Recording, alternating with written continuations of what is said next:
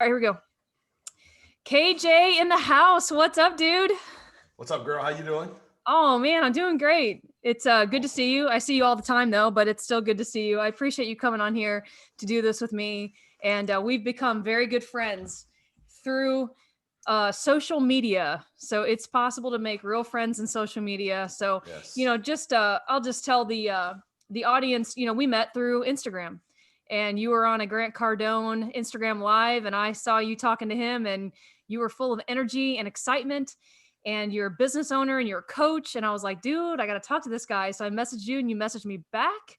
And we You thought became it was not me. You thought it was somebody on my team. I thought it was your team, your virtual assistant, some lady in the Philippines. I just I didn't That's think it funny. was you, but no, it was you, and you're very personable, and that's one thing that has drawn me to you. And you've become a good friend of me and Mike's, both of us, and you've been a big help to us in our businesses. And so, anyway, I'm excited to have you on here.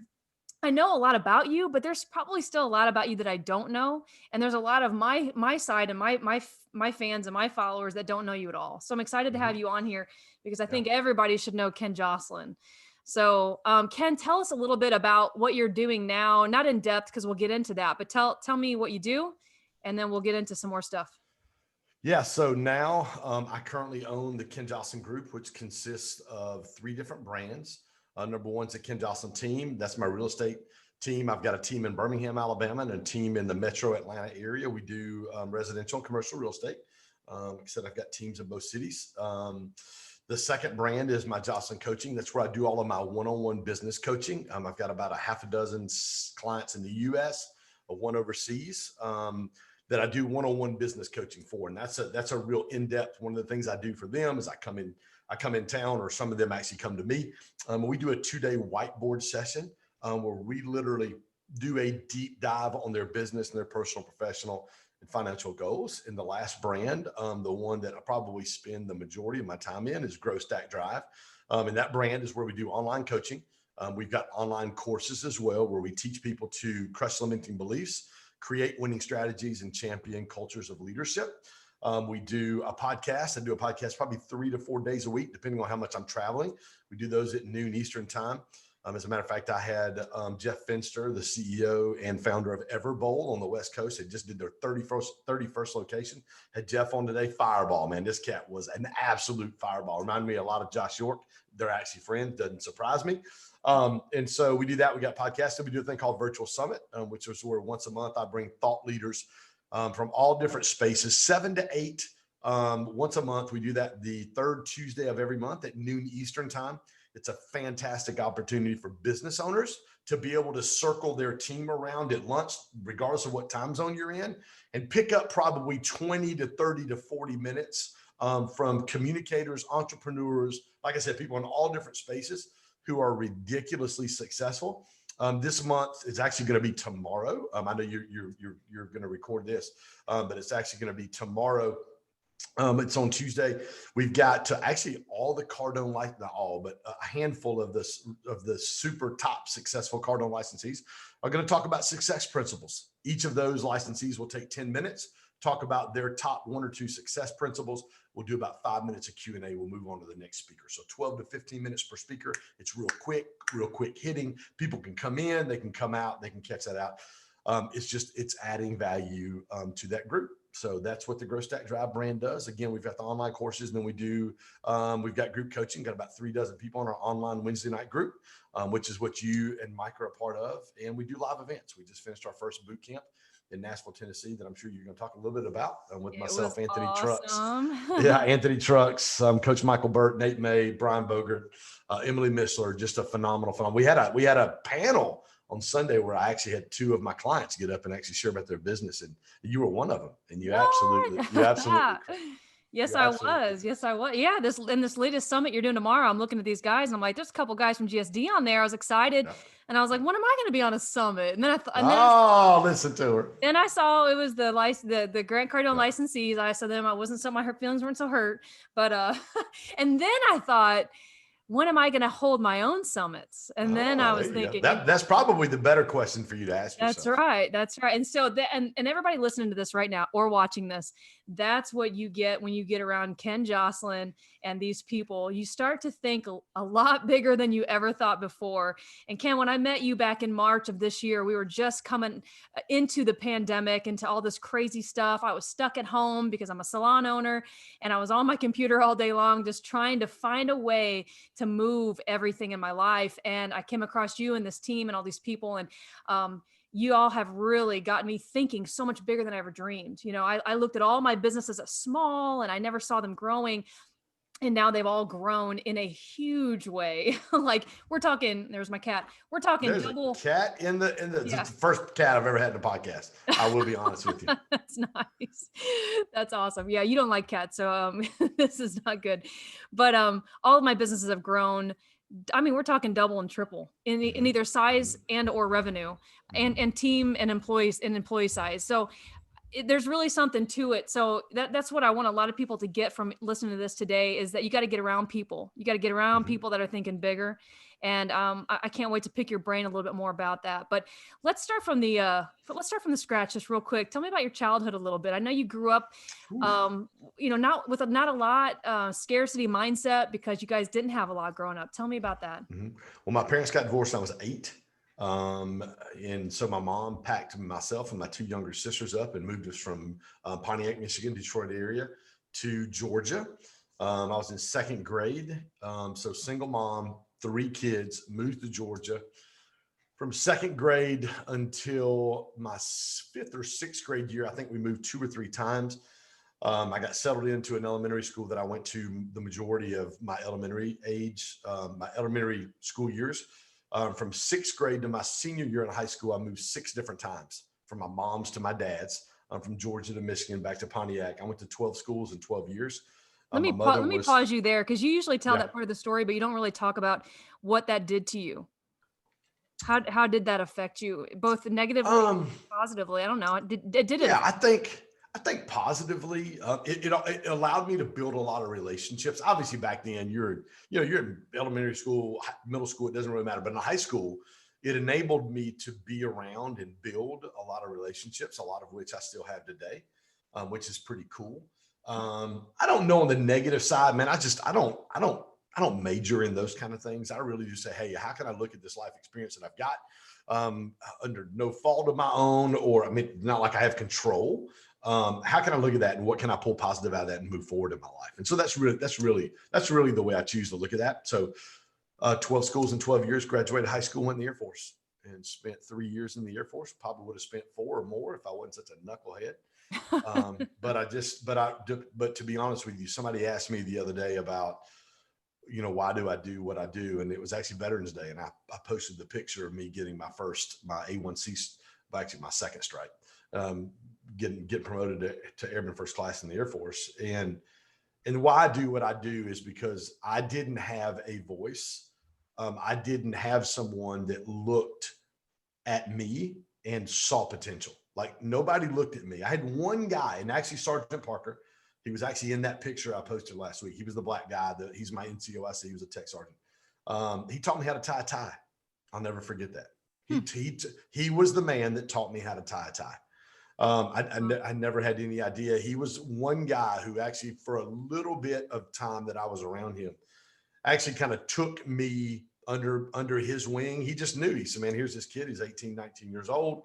Obviously knew my story, had a huge chip on my shoulder, but really never had anybody to go, hey, Ken, this is the purpose that you have. Here's the potential that I see on the inside of you. So that's really my why, is I love, like even with you and Mike, your husband, with our Grow Stack Drive family, out of the past 25 years, I spent half of that in full-time vocational ministry. And I think it's that same why and that same calling, is to be able to look at somebody and go, hey, there's far more in you than you even realize is there. And when you begin to call that purpose on the inside of people, I'm telling you, man, it raises their level of life, but it raises their level of fulfillment. It also is scary as hell, or can be, but I mean, but it's amazing. It's an amazing feeling when you're on the other end. Saturday night, I had dinner with I think you were on the call a couple of weeks ago, Joshua Penland, young African-American kid I've been mentoring for about 10 years. He's one of the top welders in Atlanta. He came from the hood, mother in and out of jail for dealing drugs.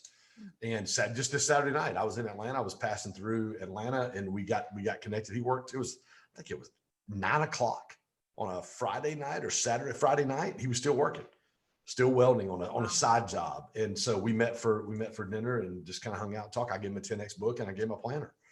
And you just being able to mentor guys like that, and then see his post. I didn't see it till Sunday or Saturday or Sunday, but the day after we met. But then to see his post about what that meant to him, about having a mentor and somebody that, just what he said, he believed in me.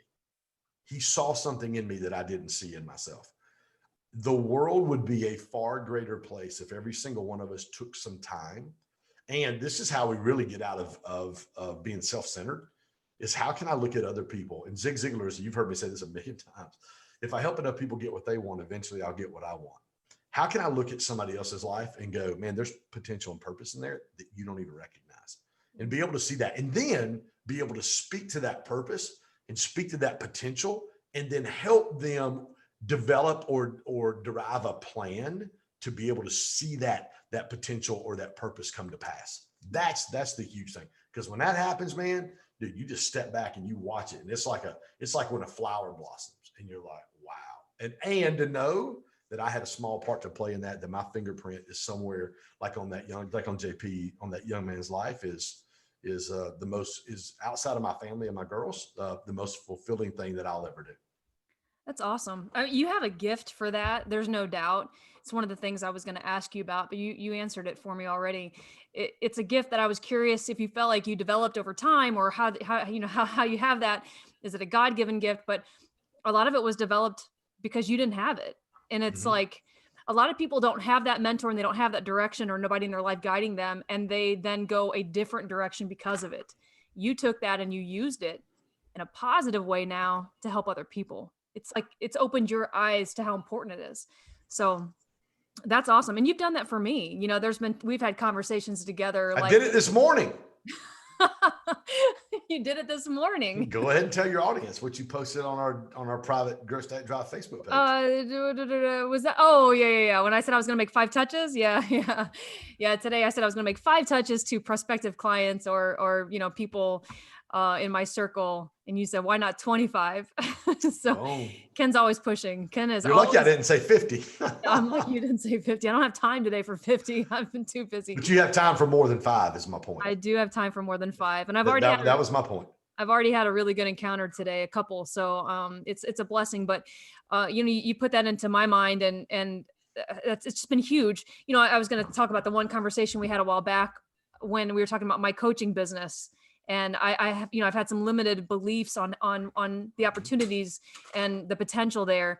And can I grow that coaching business, and how big can it get, or whatever? And I'm like, well, I'm not an Anthony Trucks, or I'm not a Coach Bird or a Ken Joslin. And then you said, why not?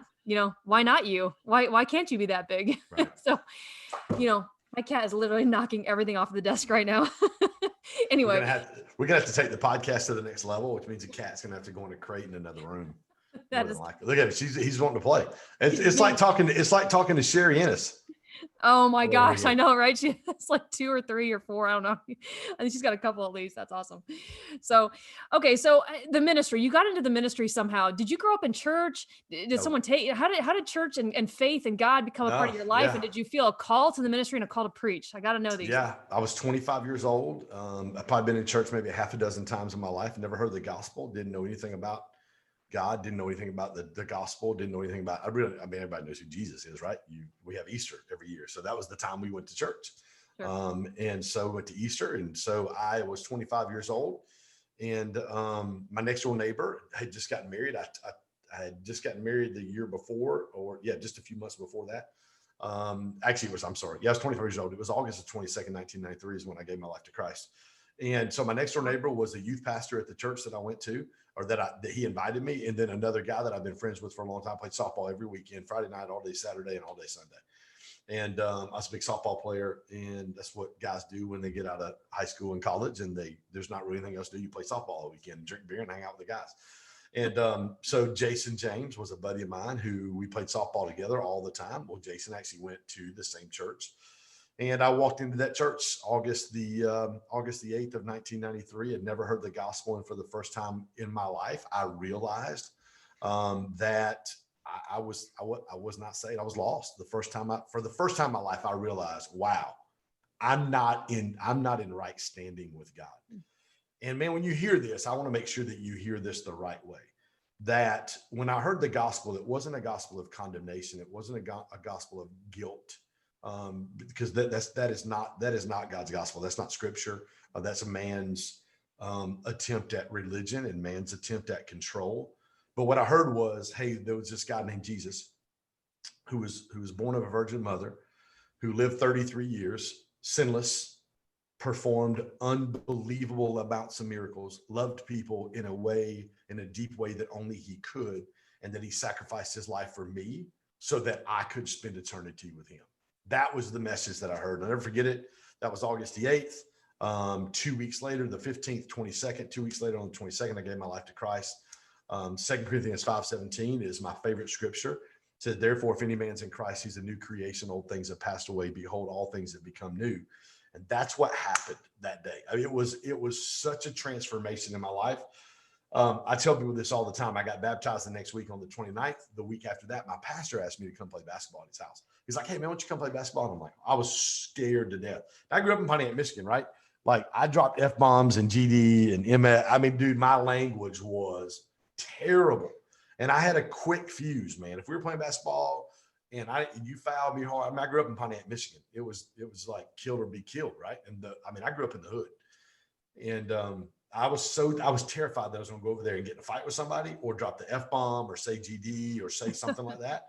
And literally I went over, and I never forget coming back and talking to Christy, my wife, and saying, man, I didn't cuss at all. Like, I didn't get angry at all. As a matter of fact, I'm looking back on the last 2 weeks. I don't know that I've said a cuss word in 2 weeks.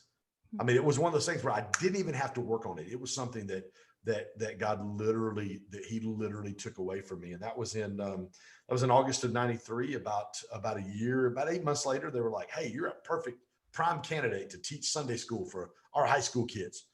So I took that little high school group of 5 or 6 kids, grew it to about 30 or 40 in a few months.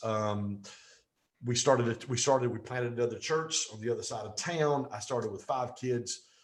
We grew that to about 350 kids a week. Wow. And yeah, from that. So in between that time, I knew that I knew that there was a call to be able to preach the gospel. And so I did do that. And you never went to seminary school or any kind of Christian we had a Bible college at the church I went to. So I went to Bible college at the church I went to. Dude, I dove in, no different than I do on any business I've ever done. I didn't know how to do mortgages. I worked with my best friend for about 2.5 years in the mortgage industry, from 01 to about to December of 03 or 04, I think it was. Got my broker's license started, and I was the #1 wholesale broker for SunTrust and Countrywide 3 years in a row. 2 offices, 14 loan officers. I didn't know what a 1003 from a 1008 to those are loan documents, by the way, to a RESPA. I didn't know what any of that stuff was. Mm-hmm. But I did know that I like to make money. And I've been in ministry long enough to know that the $55,000 I made in ministry didn't equal the $150,000 I made the very first year doing mortgages. Not that one was greater than the other, but I knew that when I got into this, I'm like, I'm good at this. Like, I can do business. And started my own real estate company, my own mortgage company, and grew it. And then felt a call to go back into full-time ministry about 2009. 2010, I planted a church. We grew that to about 250, 300 people. And then in 2016, 16, found out that my second oldest daughter, she's 21 now. She was her first day of her senior year of high school.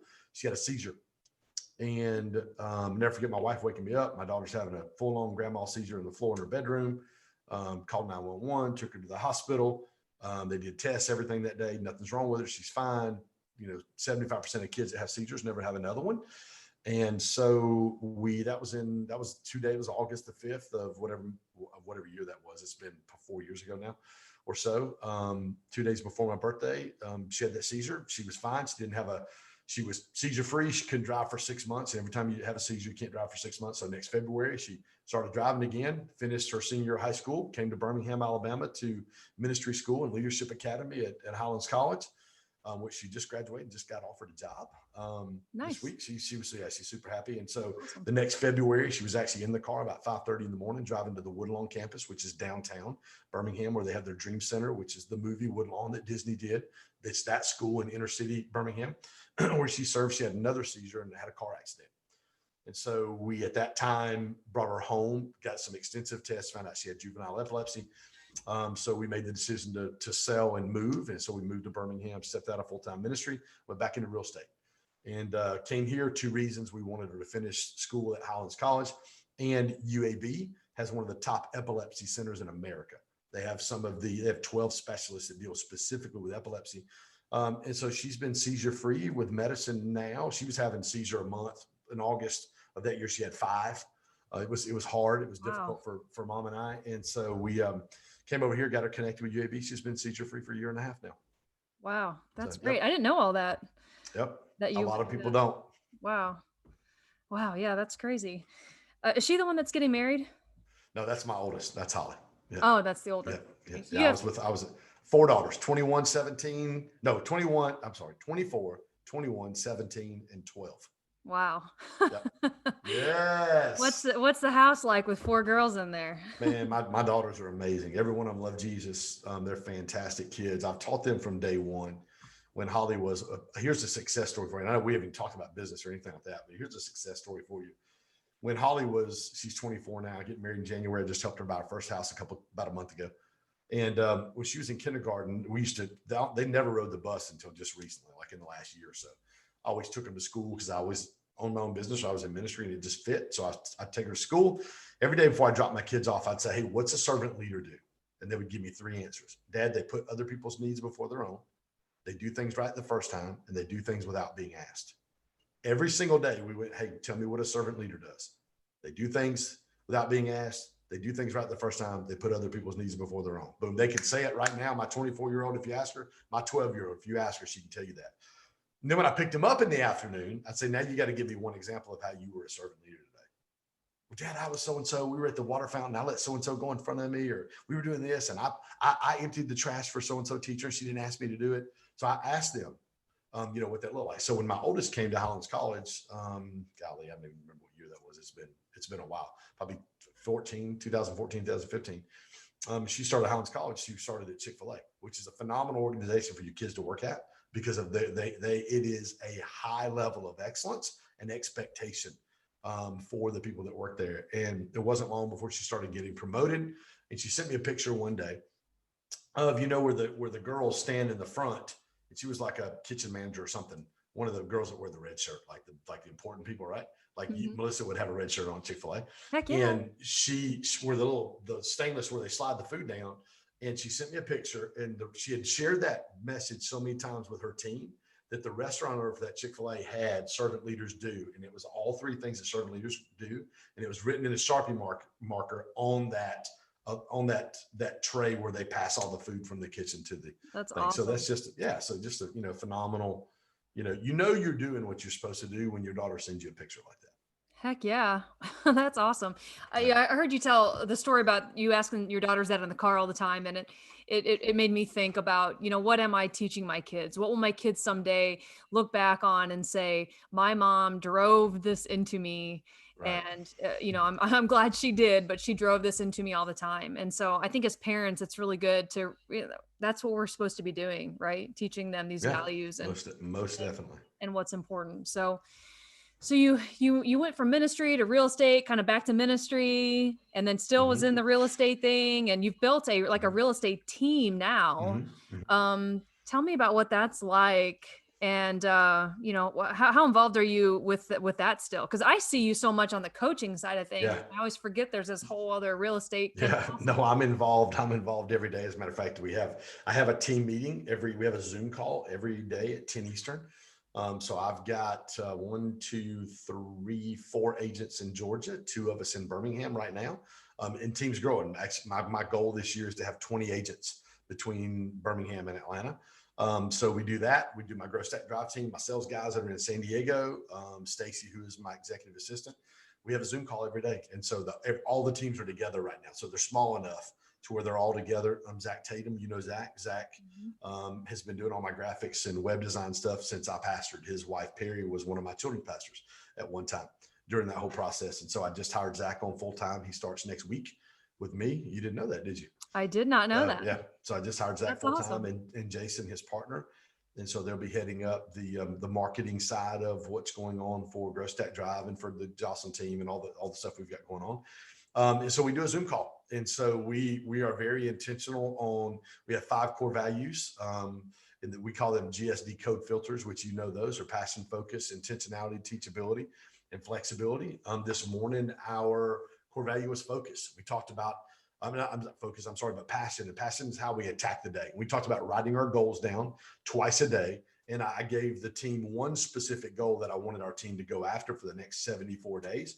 And that's our 100-100 goal. So that's 100 people in a GSD code on Wednesday nights. Our goal is to have 100 people on that call by January the 29th. And then January 29th is our next boot camp in Nashville. Our goal is to have 100 people at that boot camp. Wow. That's our goal. So we talked about that core value specifically. We do it every day. We hit a core value. We share wins. I hit a core value first, and then we share wins. We go around the whole team, both teams with both companies. And then we share wins, and then we talked about core values this morning as well. Core values are huge for your company. Yeah. Yeah, you've taught me about core values. And so now, my cleaning company in particular, I've established 5 core values, and I find just a total difference in when I go do an estimate at a home and I tell them, our company has 5 core values, and all of our employees have to align with those. In order to work on the team. And when I start talking like that to customers as I do a house cleaning estimate, their faces light up. They're like, I just want you to clean my toilet. I I know, they're mean, come on. like what? So Right. yeah, it's been a game changer. It's actually opened other doors for me just to establish those core values. And one thing I'm working better doing as a business owner is making sure that my team members know those core values and know them front and back like you do. And I've learned that Right. from you. Another thing you've taught me is, the bigger the dream, the bigger the team. Mm-hmm. And you have a heck of a dream team. Yeah, we have a fantastic team. Yeah. And so, you asked me before we started this, like who does your recording and your posting and all of this. I'm doing everything right now. So someday I hope to have a cool team like you do, because I'm sure it's very helpful. One of my questions for you is, how in the heck do you do it? Like, you have so much going on.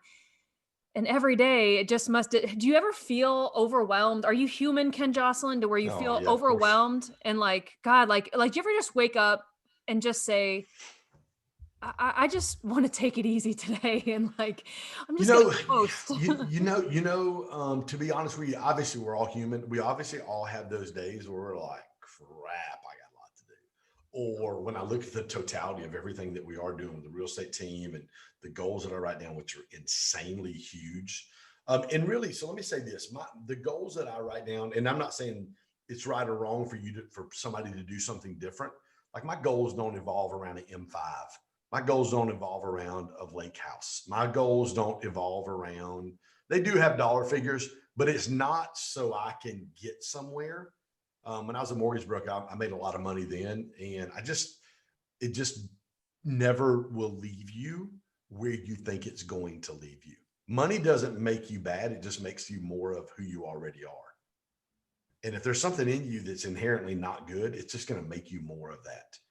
All of my goals, I try for all of my goals. Like, so for my real estate team, I treat my real estate team, and I've got brand new agents. I don't want old agents that aren't doing anything. I want people that are brand new in the industry who are moldable. So one of our core values is teachability. You've heard me say it a million times. We're not only open to feedback, but we actively pursue feedback.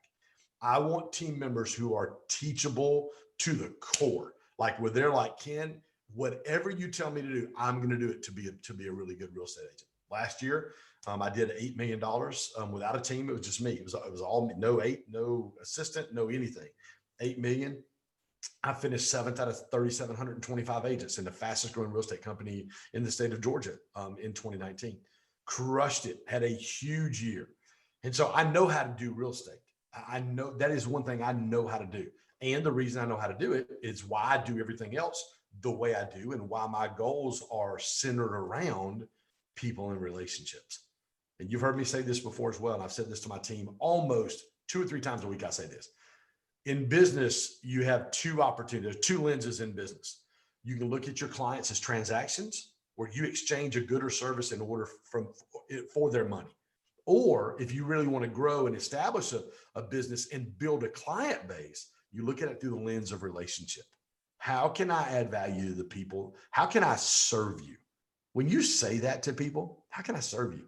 How can I serve you and your family? And this, you guys are wanting to sell a house and buy a house. Hey, how can our team serve you? How can we make this? And this is what we say all the time. This is kind of our language, our message from the Ken Joslin team is this: is real estate shouldn't be your new part-time job.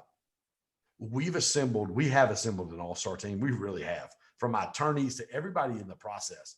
Listen, this is what we do, and we do it really, really well. Let us take the burden of buying and selling commercial and residential real estate. Let us shoulder that. You go on and live your life, and we'll get this taken care of for you. Yeah, that's great. I love that. There's a real theme about that lately with our group, building relationships, engaging with people, looking at people as, as people and not as, like you said, a transaction, but instead, how can I add value to this person? Building those relationships with people is going to go a lot further than just trying to get their money and trying to get them to pay for your service. Right. And so can I say this? You asked me, do you get days where you're overwhelmed? Sometimes. But when I look at the why, like why I've got all these goals written down, but why do I have all these goals written down? Every one of these goals, 20 agents, $16 million, 5 new agents to EXP every month. Really the center point, the focal point of me building a team wasn't just so I could make more money, but it was so I could teach friends of mine who've never made six figures in a year to go out there and dominate and make $100,000 in a year. And I can teach them how to do that. So therefore, again, I'm doing the same thing I said earlier. I'm looking at Logan. I'm looking at Lynn. I'm looking at Stacy. I'm looking at Chase. I'm looking at all these new agents that I've got going, hey, there's purpose on the inside of you. There's greater things on the inside of you that you don't even realize is there.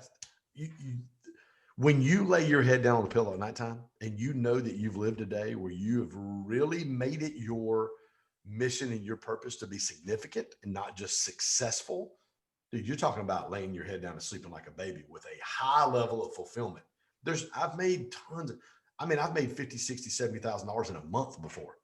I mean, there is nothing that equals knowing that I've got this group of people or this team or this agent or this sales guy that works on the Grow Stack Drive side. I've helped this person, this individual. I've helped Melissa and Mike raise their business level and their quality of living in their family. Nothing equals that. It just doesn't. Yeah, you said that about significance and success. That's something you've taught us before. When you seek significance, you're most likely going to always experience success. But when you're not going to most likely, you're are always going to find success. Yeah, yes. I shouldn't word it that way because it's the other way around. And when you seek success, you may find significance in there, but not always. That's right. And so that's a great answer for when people are feeling just burnout or when they're feeling tired. Ask yourself, why are you doing it? And if you're doing something that you don't feel a drive or a passion, or there is no why connected to it, then maybe you shouldn't be doing it because everybody's going to have those days, right? Everybody's going to have the day or 2 days, or you'll look back on a week and be like, I just didn't have it this week. I mean, there's just times you're not going to have it. But if it's a long period of time, if it goes into 90 days, 6 months, a year, and you're like that, something's either your goals aren't big enough. And you've heard me say this a million times. If I need an alarm clock to get out of bed, my goals aren't big enough. If my goals are big enough and I'm focused on my why, and I'm focused on where I'm going and who I'm doing it with, if I've got all those things in alignment, dude, I can't wait to get out of bed in the morning. This morning, I did a live last night where I actually went through and did my calendar for the week and talked to people about what my Sunday night routine looks like. Dude, I was fired up when I got out of bed this morning. I was ready to roll. I got on that podcast with Jeff Finster today, and bro, we were like firing off on each other. It was amazing. So the significance part, Melissa, is huge in that when we say significance, what we mean is take other people along the journey. If you're a business owner like you are, you've got, how many employees do you have now? The cleaning company, I have 6. And how many salon? Five at my salon. Yeah. So 11 people plus you and Mike, 13 people, and it's growing. You've got 13 people that technically, the way I feel that is, I'm responsible for these 13 people. Now, granted, I can lead a horse to water. I can't make him drink, but here's what I'm going to do. I'm going to put them in such a position that unless they just choose not to win, they're going to win. They're going to win and live life at such a high level that, dude, they're not going to want to go anywhere. Why would they ever want to leave if I take care of them the way that I desire to take care of them? And I'm helping them grow as leaders. That is the true definition of significance. And again, you said it just a minute ago. If I go after significance, I'm always going to be successful. But if I go after success, I may or may not find significance, and I may or may not leave a trail of damage behind me, which is what happens with most entrepreneurs who are solely focused on success. Like, I got to get the dollar. I got to get the home. I got to get the car. I got to get the plane. When you do that, what happens is you'll walk over people. You just will. You'll walk over people, and you will view people as a structure, system, or objects to be able to help you get what you want, versus how can I help my team go to the next level? How can I help Melissa and Mike in their personal, professional, and financial goals live a life they never even dreamed of, that they thought was like out of their grasp? How can I help them do that? And when you do that, oh my gosh, you're talking about synergy in a workplace. Unbelievable difference. I've seen that in the culture that you've helped create with our Grow Stack Drive group and people that are in that group that are business owners. I see it in the culture of their business. You know, like Jeremy Candelaria. I never know how to say his last name. And the guys that work for him. You know, he seems like he's a real leader. Cynthia and Jess, you know, that work together, and the way that they build one another, and the way that she helped Jess, and now look at Jess, you know, going off on her own, Oh, starting her own unbelievable. business, right? Yeah. I see this in the culture that we're having there in our group, and it's not something that you see all the time, and so it does stick out to you a little bit. You know, like, this is the way it's supposed to be, and this is what I You want for my businesses. you mentioned that with Cynthia. She's a client in Santa Rosa, California. I was out there in February. She needed an executive assistant. We went to, so I said, who were some people that could do it? She started spitting out some names. I said, who's the number one person if you had her? She goes, oh, I love Jessie. I love Jessie Fole. I just love her. I said, okay, well, let's go see her. Well, what do you mean, let's go see her? I said, where's she work at? Where's she at right now? She goes, well, she waits tables at her dad owns 3 restaurants. She's going to be at Ken, which is one of the restaurants he owns in Windsor. I said, well, let's go. She's like, really? I'm like, right now, let's go. Let's get in the car and let's go. So we got in the car, we went. I ordered a pizza. She had some kind of salad, and Jess waited on us that day. And she never met me. Here's this guy with this Southern accent coming from Atlanta. And you know, Jess, she's a little spitfire. And we're talking. I said, she Sin introduced us. And I said, what would you do if I told you, that's something along those lines. What would you do if I told you that she wanted to hire you full-time to be your executive assistant? And we're here to kind of talk to you about that today. She looked at me like, where did this guy come from? Well, Cynthia awesome. wound up hiring her and putting her on this leadership development path. And the same thing with Cynthia. With the first time I met with her, and I told her, I said, you're a leader. Like, you have natural leadership skills. You need to stop working in your business, work on your business. You need to stop treating your employees just as employees and individuals. You need to look at them as leaders. How can I help them raise their leadership lid? And I never forget, she told me, she goes, Ken, nobody's ever said that to me. So she spends the last 6 or 7 months raising up this young 22, 23-year-old, 24, however old she is. I don't remember. She's young.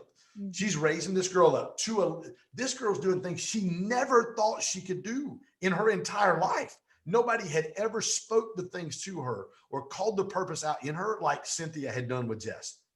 And so here's what happens. Jess is, obviously, she comes from a family of entrepreneurs. Her dad's got 3 restaurants. Mom goes, hey, let's start this boutique we've been talking about. So she gives Sin her notice to go, hey, listen, tears, crying, I love you, but I got to go do this. I know this is where I want to go. And I called Sin this week and I said, listen, because she posted a picture of their last official day together. I saw it. Yeah. And I said, let me tell you something. I said, there are very few leaders that handle these types of situations as well as you've handled this situation. Because what you've done in this is you've revealed your heart. And your heart wasn't just to grow your business, but your heart was to grow Jess and build a relationship with her. I had goosebumps. Look at that.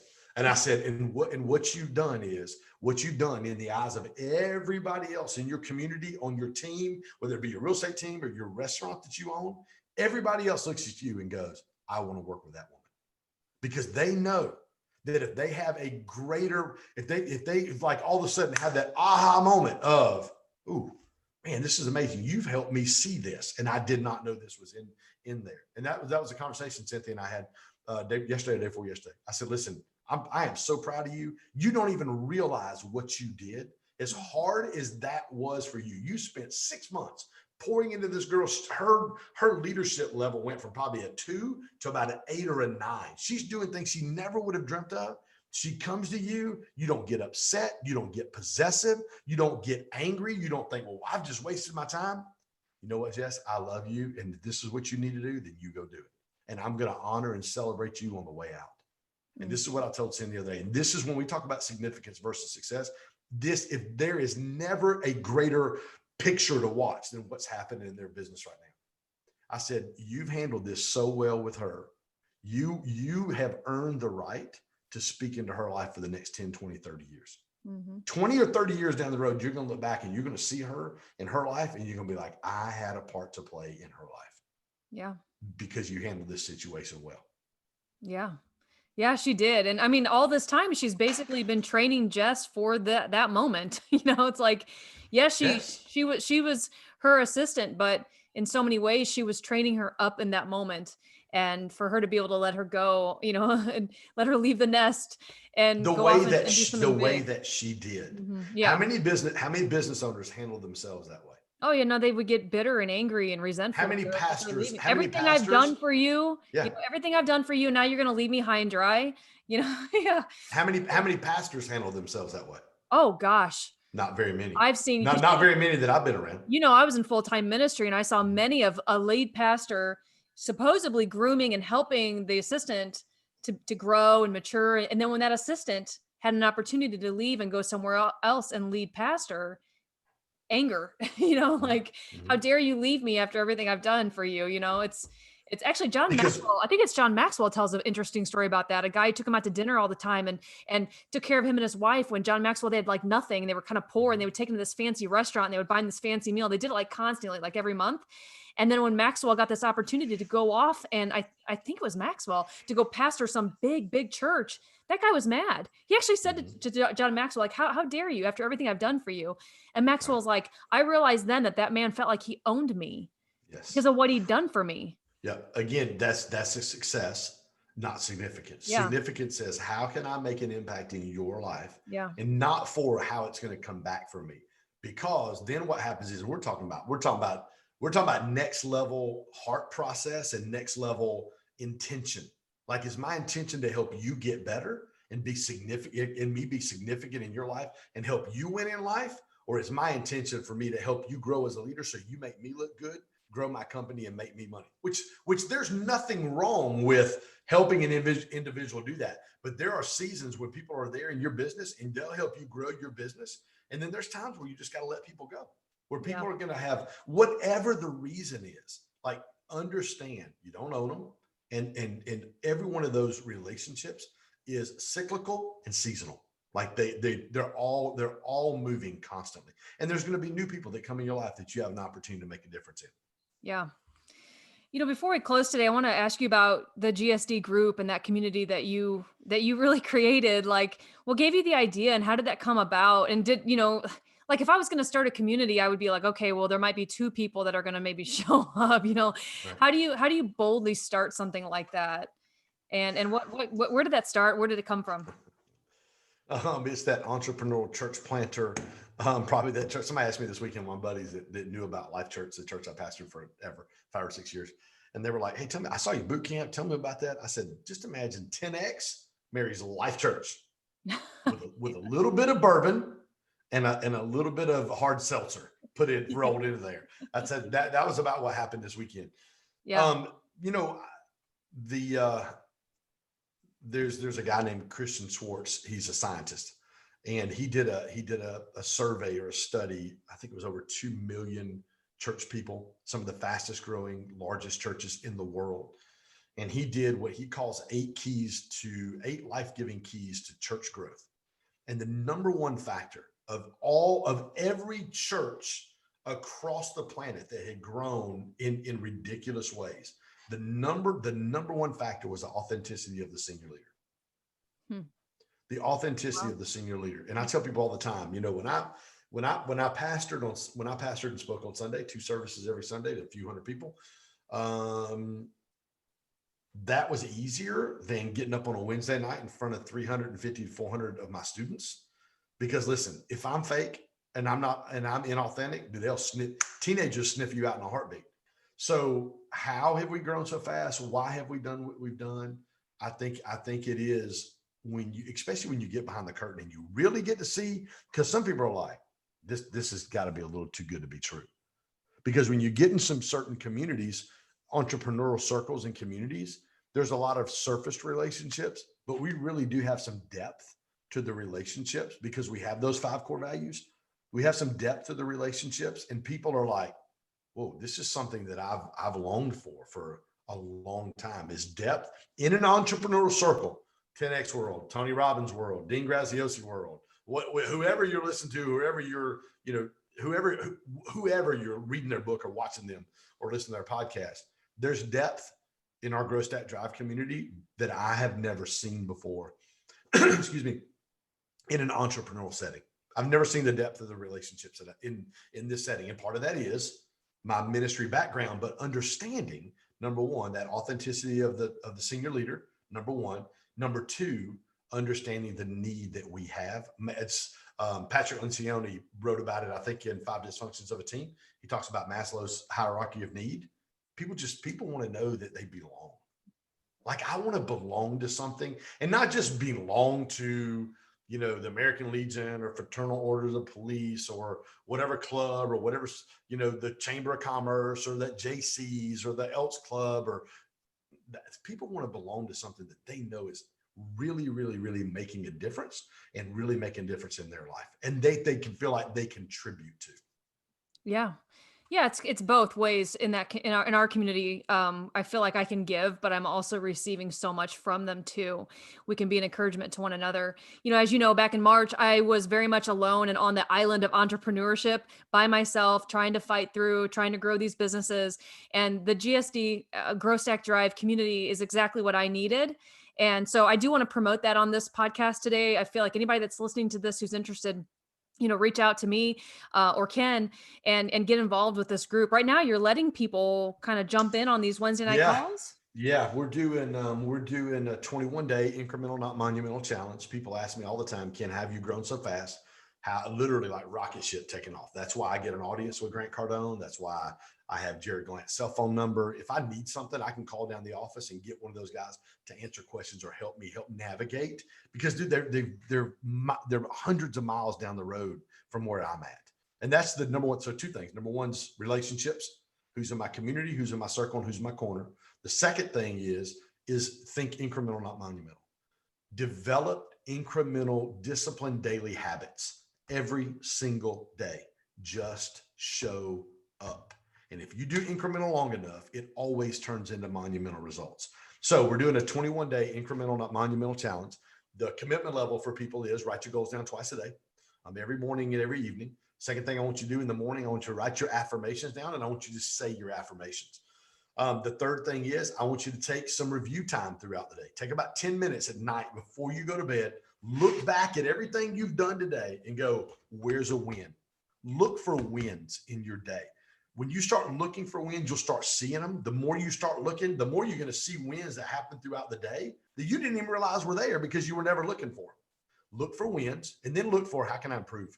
How can I improve tomorrow? What's one area, one thing I can do to improve for tomorrow that I see in my day today?